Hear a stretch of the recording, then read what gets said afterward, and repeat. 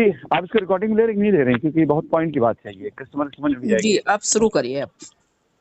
हाँ, तो एक्चुअली क्या है कि आप इसको ऐसे लीजिए, इस मुकदमे को, इसका एक टेक्निकल पहलू कि जिस समय ये ट्रायल पे शुरू होगा मुकदमा, यानी अभी तक जो कुछ हुआ है वो सिर्फ उस रिट के बदले में लोगों ने आरोप लगाया। रिट में जितनी लाइनें लिखी हुई थी आरोप के, वकीलों ने, अपोजिशन के लॉयर ने, इन सभी लोगों ने मिल करके सिर्फ आरोप लगाए कि कंपनी ने ये कर दिया, कंपनी ने वो कर दिया। उन आरोपों के आधार पर कोर्ट ने जांच के आदेश दिए, एजेंसी बढ़ा दी। भाई कोर्ट को तो पहले दिन ये था ना, कोर्ट को थोड़ी अंदेशा था कि कोई फर्जी बोगस रिट डालेगा। जब रिट एक्सेप्ट हो जाती है, पहले अहम चीज है कि रिट का उसका एक्सेप्ट होना, एक्सेप्ट हो जाती है तो कोर्ट की सुनवाई करना कोर्ट की एक जिम्मेदारी हो जाती है। तो उस रिट को अब सुने, तो उस पर जितने पॉइंट्स इन लोगों ने डाले हैं उन सब पे उनके वकील बात करेंगे। अब वकीलों की भी कमजोरी ये है कि वकीलों ने तो देखा नहीं कंपनी को, चाहे वो श्रीवास्तव रहा हो चाहे कोई वकील हो, कंपनी में तो वो बैठा नहीं है वहां पर सिस्टम के अंदर। और उसने आरोप जो लगाए किसके आधार पर, जो प्रेसिडेंट एसोसिएट के आधार पर। और ये आरोप क्यों लगाए गए थे? आप जैसे कस्टमर को बहकाने के लिए, ताकि आप उसे प्रेशर न डालें। तो अब जितने भी प्रेसिडेंट, जैसे अभी आप लोग सामने क्लियर हो रहा है, जब आप कोर्ट जाती हैं तो आप देख रही हैं, और अभी जब लगातार जाना होगा तो देखेगा ये संख्या और होकर कम हो जाएगी, भाग जाएंगे लोग। ये सारे प्रेसिडेंट और सारे के सारे एसोसिएट की बनाई स्टोरी थी, जो उन्होंने कस्टमर को बोला था कि कंपनी भाग गई, सारा पैसा लेके भाग गई, दुबई चले गए, यहाँ चले गए, ये स्टोरी उनकी बनाई हुई थी। उस स्टोरी को कस्टमर ने जो है, कुछ लोगों ने उसको सच मान लिया। उसी से कुछ धरना प्रदर्शन वालों ने धरना प्रदर्शन देना शुरू कर दिया। उसी स्टोरी को आधार बनाकर एफआईआर कराई गई। उन्हीं स्टोरी के आधार पर एफआईआर हुई थी, उन्हीं को लेकर के लोग कोर्ट में चले आए। अच्छा, कोर्ट में जो पहला रिट आई थी, वो पहले रिट में ये सारी चीजें नहीं थी। उस पहली रिट में सिर्फ उन्होंने अपने पैसे को क्लेम किया था कि मेरा ये पैसा और इस पे जांच की जाए। उन्होंने कोई आरोप नहीं लगाया कि दुबई चला गया पैसा लेकर कोई आदमी, या साउथ अफ्रीका चला गया। ये तो गजब तब हुआ है जब चीफ जस्टिस ने बाकी के बाकी रिट को फिलअप करना शुरू कर दिया। तो इन लोगों ने, जिन लोगों ने झूठ के आधार पर रिट में, वो भी रिट आ गई। अब क्या हुआ, जिस रिट में सच्ची चीज लिखी गई थी, उन्हें जरूरत नहीं पड़ी कि इस पे लड़ाई फाइट की जाए या बहस की जाए, तो वो वकील चुप बैठ गए। तो खड़ा कौन हुआ? श्रीवास्तव खड़ा हुआ।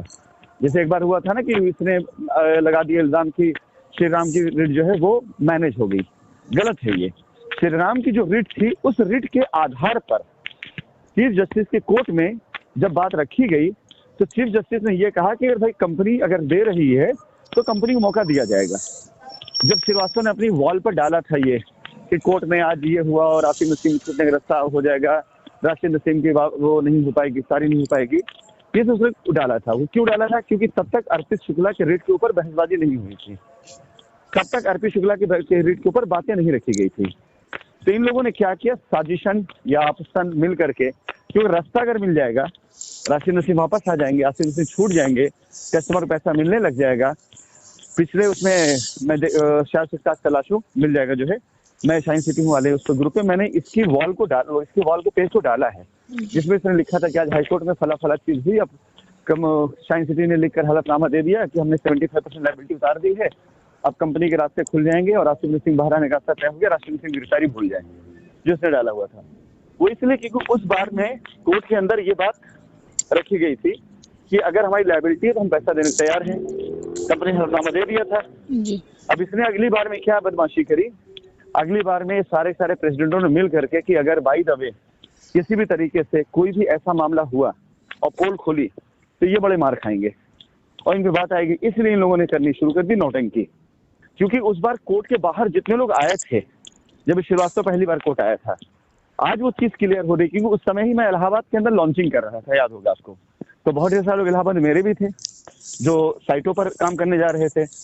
तो उनके जरिए जो मुझे खबर लगी कि वहाँ कौन कौन आया है कोर्ट के बाहर, कौन कौन विरोध में खड़ा है, तो वो समझ में अब आ रहा है कि इन लोगों ने जितने भी धाराएं, जितने भी अपराध या जितने भी वो झूठे आरोप लगाए हैं इसमें, वो इसीलिए लगाए थे कि कस्टमर से इनको बचना था। लेकिन अब जब कोर्ट के अंदर लगातार इनके लगाए आरोप अब तक साबित नहीं हो पाए, तब यहाँ नई स्टोरी जो होगी हम आपको ये बताते हैं।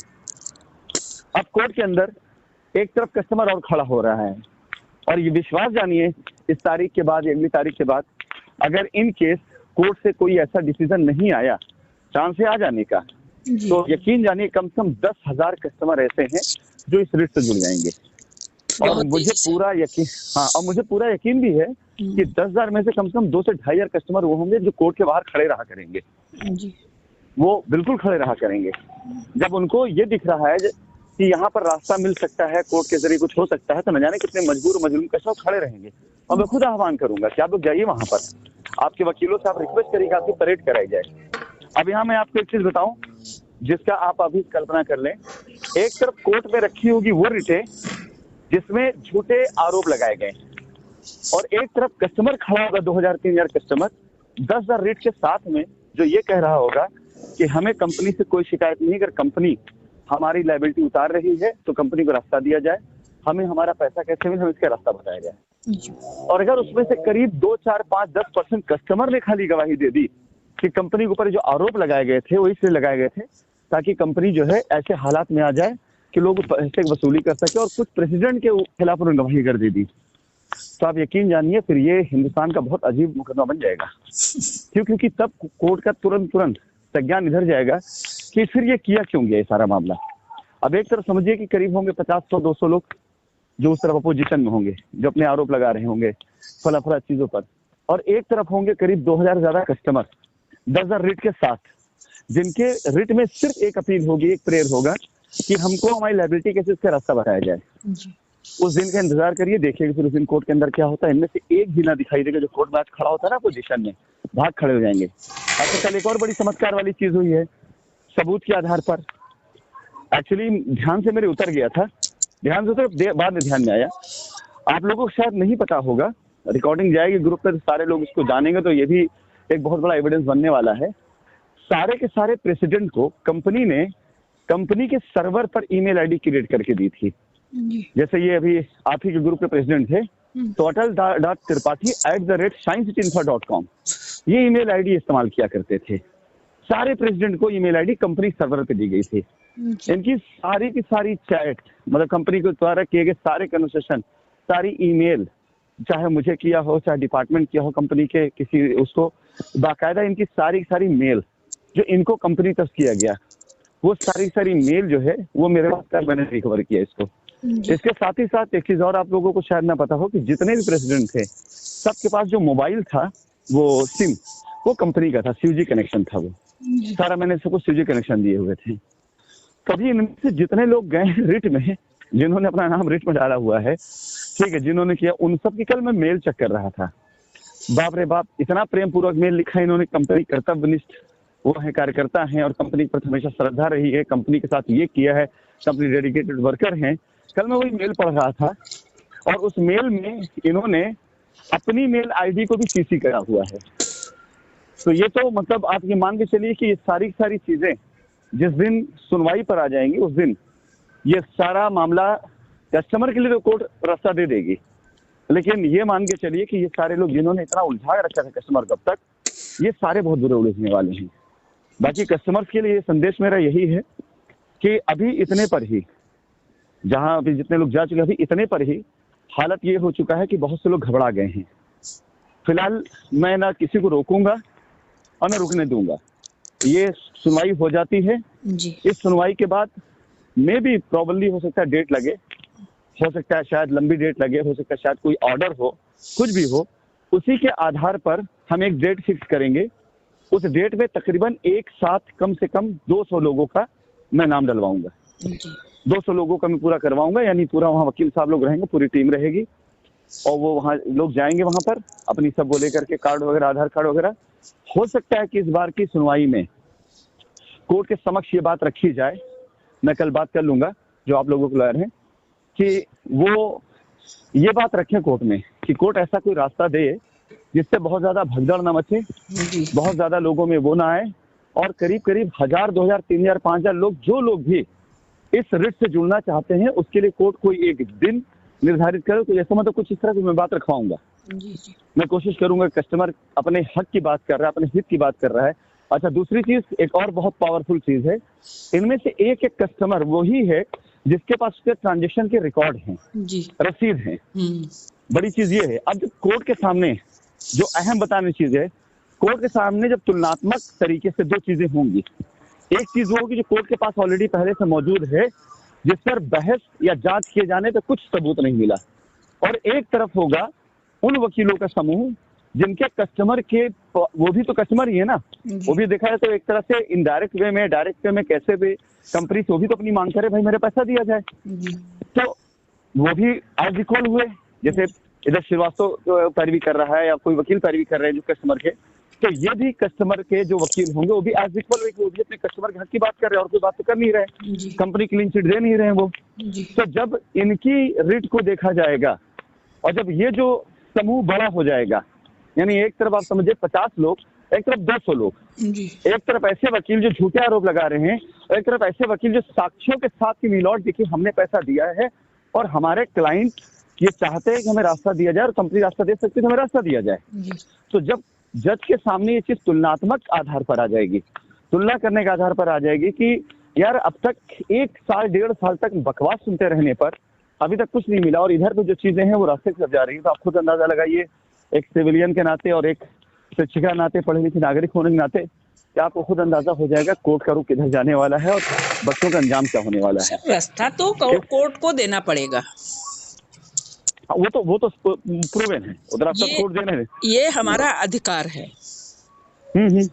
और जब कोर्ट रास्ता देगी तो ये बात मैं उन सारे लोगों को जो बहुत सारा ज्यादा मैसेज कर रहे हैं उनके लिए कि जब कोर्ट रास्ता देगी तो हर किसी के लिए पहली बात तो वो रास्ता मान्य होगा, सबके लिए होगा, सबके लिए होगा।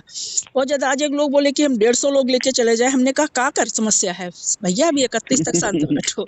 अरे एक की मैसेज हमने आपको भेजी है, हमने कहा 31 के बाद तो वो लिख रहा है 30 को क्यों नहीं जुड़ने के लिए। हमने कहा बताएं हम कि हमें मौका भी तो दिया जाए कि भाई लॉयर जो तैयारी कर रहे हैं उनको तैयारी करने का भी तो मौका दिया जाए। तो कस्टमर का अधिकार है, उसे रास्ता दिया जाए। और दूसरी चीज हम ये खुद कहना चाहेंगे कस्टमर से अपने, जो रास्ता दिया जाएगा वो सबके लिए मान्य होगा। और जब भी देने की बात कोर्ट करेगी तो कोर्ट लायबिलिटी जब निपटाने वाली प्रक्रिया शुरू होगी तो कोर्ट अपनी मध्यस्थता भी जरूर करेगी। वो तो नियम है, वो कानून है, वो कानून है। तो बहुत सारे लोग कह रहे हैं ना कि ऐसा तो नहीं, तो नहीं, हमने कहा नहीं, कोर्ट अपनी मध्यस्थता जरूर रखेगी। इस पूरे के पूरे उसमें जो इस तरह के डिस्प्यूट होते हैं, इस डिस्प्यूट का फाइनल जो होता है वो यही आता है कि सुप्रीम कोर्ट के द्वारा ये गाइडलाइन है और हाई कोर्ट में के अंदर ही हाई कोर्ट को पावर है कि वो एक अपना मीडिएशन सेंटर बनाए, मतलब मीडिएशन करके एक अपना आदमी अपॉइंट करेगा हाई कोर्ट, और साथ ही साथ में कंपनी की तरफ से बंदा और कस्टमर तरफ से बंदा, ये बैठ करके वो हम मीडिएशन में आएंगे और रास्ता सभी मिलेगा। मतलब आप ये मान के चलिए कि कोई रिट में आया हो तो भी नहीं आया, और रिट में अगर नहीं भी आया है तो भी जिनके जिनके ट्रांजेक्शन है कंपनी में जी, वो सारे के सारे लोग इसमें कंसिडर किए जाएंगे। कल सर एक और अजीबो गरीब सवाल था, हालांकि हमने उनसे आधा घंटा बात की, बहुत डिस्टर्ब हो गए हम। तो उनका सवाल ये था कि अभी तो ईडी ने, ईओडब्ल्यू ने या कोर्ट ने हमारे कागज ही नहीं मांगे हैं, तो हम कैसे यकीन करेंगे कि हमको कोर्ट बुलाएगा? आप सवाल, अब आप सर जवाब दीजिए। मैं जवाब देता हूँ।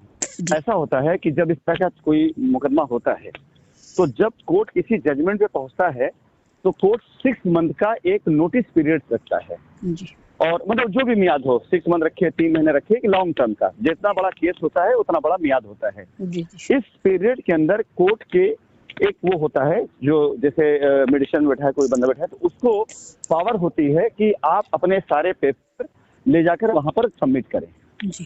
कोर्ट में नहीं। अभी कोर्ट में जाएगा तो 10-20 हजार 30 हजार लोगों का डॉक्यूमेंट, तो कोर्ट का पता चला कि पूरा चैम्बर भर जाएगा जी। तो कोर्ट का एक ये नोटिस पीरियड होता है, इस नोटिस पीरियड के अंदर आप अपने दस्तावेज लेकर के जाए वहां पर जी। तो जब सारे लोग वहां जाएंगे लेकर दस्तावेज अपने सारे वहां पे देंगे, तो वो जो बंदा नियुक्त रहता है कोर्ट की तरफ से, वो कोर्ट की मान्यता प्राप्त उसके पास पावर होती है जी। कि वो जिन चीजों को साक्ष्यों साथ पाएगा उन चीज का प्रूव करता जाएगा और वो हमारी लायबिलिटी में काउंट होती चली जाएगी जी। ये इसका प्रोविजन है। अगर इस नोटिस पीरियड में कोई नहीं आ पाया, सपोज करे कोई दूर है, उसको खबर नहीं लगी, पता नहीं चला, तो यहाँ पर 2 चीजें होती हैं। पहली चीज ये होती है कि अगर मतलब उसके 6 महीने बाद अगर आता है तो कोर्ट से कंसिडर नहीं करती। फिर कोर्ट कंपनी का पक्ष लेती है कि भाई 6 महीने का वक्त दिया गया, इनफ टाइम था, आपने अपने दस्तावेज नहीं सबमिट किए तो अब आप इसके वो नहीं हैं। लेकिन अगर मान ली कोर्ट ने उसको नहीं कंसिडर किया तो उस कंडीशन में कंपनी, जैसे ही इन सब के मामला खत्म हो जाते हैं तो कंपनी के हाथ में होता है कि कंपनी उसको मान्यता दे दे। जब कोर्ट का दखल खत्म हो जाता है उसके बाद, पहले नहीं, कोर्ट के रहते कहते कंपनी कोई पावर नहीं रहेगी, तब तक सिर्फ कोर्ट की पावर है। कंपनी सिर्फ उसे नोटिफाई कर सकती है, वेरीफाई कर सकती है कि हाँ ये डॉक्यूमेंट सही है, ये ट्रांजेक्शन सही है, ये चीज सही है। कंपनी का खाली उसका रिकॉर्ड मेंटेन करने के लिए लिया जा सकता है, पावर सारी कोर्ट के पास होगी। तो अब जब कोई भी बंदा 6 महीने के बाद आता है और तब जब कोर्ट हट जाती है, सपोज करिए कि 6 महीने के अंदर ही काम हो कोर्ट गया, की दी गई समय सीमा के बाद आएगा कोई, हाँ अगर समय सीमा बाद आएगा, तब तक कोर्ट का बंदा नियुक्त है और लायबिलिटी उतारी जा रही है तो उस समय तो नहीं सुना जाएगा। लेकिन जैसे कोर्ट का बंदा पूरी लायबिलिटी पर एक नोटिस देकर हट जाता है, एनओसी दे देता है कि हाँ कोई बात नहीं, अब इन्होंने अपनी लायबिलिटी खत्म करी, कोर्ट की तरफ से एक एनओसी आ जाती है, तो कंपनी की सारी संपत्ति, कंपनी के सारे बैंक अकाउंट, कंपनी के सारे पावर और कंपनी के मैनेजमेंट के हाथ में आ जाता है, उनके हैंडओवर करके जाती है। अब उसके कंपनी के संचालकों की मर्जी होती है, कंपनी मैनेजमेंट का होता है कि हमारे लोग हैं, हम उनको जो है अपने साथ में रखना चाहेंगे, उनको हम अपने से दूर नहीं जाने देना चाहेंगे और हम बिल्कुल करेंगे उनके लिए अच्छा, इसलिए क्योंकि वहीं से हमारी सबसे बेहतर पब्लिसिटी शुरू होगी। अगर वहां से हम लोगों ने ये करना शुरू कर दिया, पहले कोर्ट का जैसे जजमेंट आएगा तो इसमें अपनी एक पब्लिसिटी शुरू होगी, क्योंकि लोग ये देखेंगे कि कंपनी ने खुद लड़ाई करी कस्टमर के लिए कि भाई हम देना चाहते हैं, दो लो हमसे और चलो मिलकर लड़ते हैं। मतलब हमको हम भागे नहीं है, बल्कि हमको बुलाया गया है कि आप आइए और हम चल के साथ में लड़ते हैं। तो कंपनी अपनी गुड पब्लिसिटी के लिए, कंपनी अपनी बेहतरी के लिए, कंपनी अपने फर्दर ऑपरेशन के लिए, ताकि कंपनी के जो आगे कामकाज चल रहे हैं उसमें लोग इस चीज की मिसाल दे सकें, भाई इस कंपनी ने इस तरह कार्य किया तो मैं क्यों कंपनी गुडविल खराब होने के लिए काम करूंगा। हर वो कस्टमर जो कंपनी का है, हर वो कस्टमर जिसका पैसा कंपनी में है, अगर किसी भी वजह से कहीं से भी बाय मिस्टेक भी अगर नहीं क्लेम कर पाया तो मैं उसके लिए पूरी तरह से खड़ा रहूंगा। और हर वो कस्टमर जिसने बहुत ज्यादा इस समय हमें परेशान किया, वो कष्ट से मरेगा। ये कस्टमर होंगे, वो कस्टमर होंगे जी। तो वो क्योंकि उन्होंने कष्ट दिया है तो हम इसके लिए नहीं कह रहे हैं, क्योंकि वो कस्टमर है ही नहीं ना जी सर, वो खुराफाती है, उसको कस्टमर नहीं कहा जाता। जैसे बच्चे होते हैं विद्यालय में, 50 बच्चों का बैच होता है, आप तो शिक्षिका जानती है अच्छे से, 45 बच्चे पढ़ने आते हैं, 5 बच्चे ऐसे होते हैं जिनकी इस बात की परवाह नहीं होती, जिनको नौकरी करना, उनके माँ बाप कैसे कमा के पैसा दे रहे हैं उनके पास रहता है, तो उदंड टाइप के होते हैं। कई बार ऐसे लोग कैसे परीक्षा निरस्त कर दी जाती है, तो वो रेशियो हर जगह रहता है, अपवाद नहीं है। ये सारा जो कस्टमर जो आज की तारीख में इस तरह हरकतें कर रहा है, उनमें अगर कोई कस्टमर है तो सिंपल सी बात है, उसने अगर कुछ भी किया, चाहे सोशल मीडिया पे किया है, चाहे उसने लीगल किया है, उसका पहले जवाब देगा वो। जिसने इस तरह के उत्पाद किए हैं, जिसने इस तरह से जो चीजें करी, जिससे काम रुका है, तो उसके लिए मैं बैठा हूँ ना लड़ने के लिए। मैं तो पूरी टीम बैठा करके बैठा हुआ हूँ, करीब 2 से 3 लाख रुपए का मैं खर्चा हर महीने दूंगा टीम को सोशल मीडिया से खोज के निकालने के लिए डेटा, कि भाई निकालो किसने अपने उस पर क्या डाला हो, किससे डाला है। ये कोई बड़ी बात थोड़ी है। अब सर हम 1 मिनट अपनी बात कहना चाहेंगे कि सबसे पहली बात तो ये है कि कस्टमर 31 तक रट में जाने की बात नहीं कहेगा। 31 की बहस हो जाने के बाद में हमको लोगों को ये क्लियर हो जाएगा कि क्या दिशा निर्देश हो रहा है कोर्ट से। हम इसमें एक बात और ऐड करना चाहेंगे, आपकी बात में, जिस दिन ये सुनवाई होगी, 31 की अगर सुनवाई होती है तो सुनवाई में हम मतलब जो आपके वकील हैं, आप उनको ये चीज जरूर परसू करिएगा आप लोग, कि वो कोर्ट में ये बात रखें कि अभी ये लोग, ये संख्या तादाद लिमिटेड लोगों की है जो अभी मतलब रोके हुए भी जिनको लाना पड़ा, लेकिन ऐसे कम से कम हजारों लोग हैं जो इस तरह की अपील के साथ जुड़ना चाहते हैं, इस तरह प्रेयर करना चाहते हैं। तो कोर्ट अगर परमिशन दे तो हम उनके लिए, मतलब हम उन लोगों को भी इसमें ऐड कर सकते हैं, उसके कोर्ट हमें समय दे। तो ये जरूर कहलवाइएगा। और ये कहलवा देने के बाद कोर्ट ने अगर इसको कंसिडर कर लिया तो कोर्ट खुद ब खुद ऐसी व्यवस्थाएं, हो सकता है मे बी कि जो लोकल पुलिस स्टेशन हो वहां दे दे कोर्ट, ये व्यवस्थाएं हो सकता है। मतलब कोर्ट का ये पब्लिक लिटिगेशन वो है ना, पब्लिक इंटरेस्ट लिटिगेशन है, तो कोर्ट हो सकता है ये भी सुविधा दे दे, भाई कोई गवर्नमेंट एम्प्लॉई है नहीं आ पा रहा है, कोई ऐसा बंदा है जो कि मतलब बीमार है नहीं आ सकता, तो हो सकता है कोर्ट, मतलब एक संभावना में इस बात की लेकर चल सकता हूँ कि कोर्ट करीब के मजिस्ट्रेट उसमें कर दे, या कोर्ट की, भाई कोर्ट के अधिकार में तो पूरा पूरा भारतवर्ष है, जी तो कहीं पर भी किसी डिपार्टमेंट में कर सकता है कि आप जाकर वहां पर अपना जो है डॉक्यूमेंट सबमिट करें और उसको जो है वो कोर्ट यहाँ पे कंसीडर कर लेगी। हो सकता है ऐसा हो, जी जी क्योंकि इस पूरे मामलात को मैं खुद कुछ अच्छे लॉयर के साथ में करके इस लेवल पे लाऊंगा कि जहां पर कस्टमर को कम से कम कष्ट हो, कस्टमर को कम से कम मेहनत करनी पड़े, लेकिन उनका काम हो जाए। बस जी। कस्टमर इस बार हिले ना। नहीं मैं हिलेगा नहीं, वो अपने आप जाने को ऑटोमेटिक। कल एक लोगों ने हमको फोटो शेयर की, एक्सीडेंट हुआ है और वो उठ नहीं पा रहे बिस्तर से, फिर भी उन्होंने कहा कि मैं मेरिट में जुड़ना चाहता हूँ। इलाहाबाद के इस ही हैं, तो पूरे मैंने कहा कैसे आप उठेंगे? तो कस्टमर हर हाल में जाने को तैयार है। और दूसरी चीज मैं और कहूंगी कि लायर का खर्चा और जो कोर्ट टोकन मनी है 500 रुपए, वो व्यय जो है उनका उठाया जाएगा हर कस्टमर का। बाकी ऑलरेडी एक एनजीओ जो सारे खर्चे उठा रही है, आपसे किसी ने मांगा क्या पैसा? जी नहीं नहीं, तो खत्म बाकी हो। मांगा नहीं है, नहीं बहुत सारे लोग कह रहे हैं, तो हम एक जो है सबको ये बताए दे रहे हैं। लेकिन कुछ लोगों ने ये कहा कि मैम हम लोग इलाहाबाद तक जाएंगे तो कन्वेंस अपना करके जाएंगे। वो जी देखिए, आना जाना उनकी अपनी एक वो हो जाती है, हाँ ठीक है, जी उनकी अपनी हो जाती है, लेकिन इस पूरे पूरे प्रोग्राम में क्योंकि फिर से वही चीज, पब्लिक इंटरेस्ट लिटिगेशन है, पब्लिक का मामला है, मॉब का मैटर है, 10-20-25 हजार लोगों का वो है। कोई भी संस्था हो, कोई भी व्यक्ति हो, अगर वो इस पूरी की पूरी संस्था है, पूरी उसमें जुड़ता है किसी को, उसे पब्लिसिटी मिलेगी। जब 2-2 कौड़ी की उठाई गिरोह को उनकी बेईमानी के लिए पब्लिसिटी मिल गई और लोग उनके दर पे जाकर करने लग गए, तो अगर कोई संस्था है, कोई एनजीओ ऐसा कार्य करती है, भाई ठीक है, गरीब गुरबा ये बेचारे परेशान हर लोग 3 साल से इन्हें रास्ता नहीं मिल रहा है, तो इनका हर एक खर्चा, लीगल खर्चा अगर वहन करने को तैयार है, सिर्फ इसलिए कि अगर ये लड़ाई जीत जाती है तो उसका भी नाम होगा, जी उस ऑर्गेनाइजेशन का भी नाम होगा। तो किसी भी कस्टमर को कहीं पे भी 1 रुपया खर्च करने की आवश्यकता नहीं, एज पर वो गाइडलाइन जो है इस संस्था की तरफ से या उस ऑर्गेनाइजेशन तक जाएगा। जी जी ठीक है, और बाकी अगर कोई उसके अलावा बियॉन्ड जाता है, तो अगर वो किसी को दे देता है तो उसकी